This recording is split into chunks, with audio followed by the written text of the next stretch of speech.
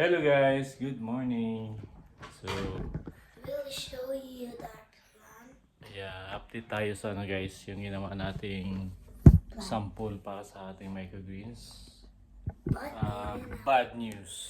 yes, It's not totally it's not bad going. news. It's not totally. Yeah, It's not going well. growing well.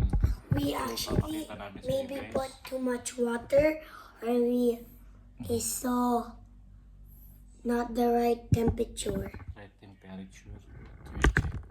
Okay. Let's check, guys. You take it to So, guys, I'm gonna carry you. So, guys, I don't think it will work. Maybe it will. This is the plants. Daddy, what plant is that?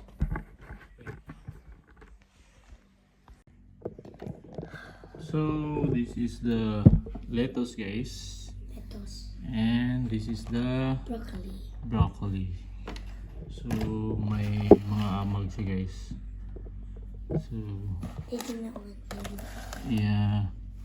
Yeah, Pero because may tumubo na siya kaso hindi pa natin masyadong lagyan lahat. So, right. Yan po. Ito na yung mga seedling natin na natin pinapatubo. Ito yung lettuce at saka yung broccoli. So yung broccoli natin may mga ama guys. See? it's a falling stuff.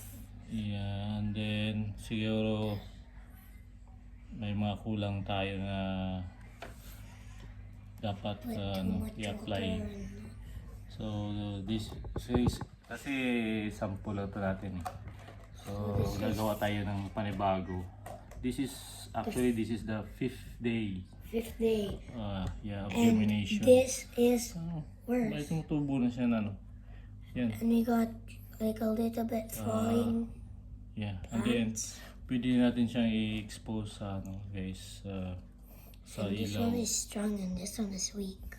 This one because this is lettuce, maliliit talaga ang lettuce kumpara sa broccoli guys. Broccoli is strong and Mas maganda din pag malalaki yung buto kumpara dun.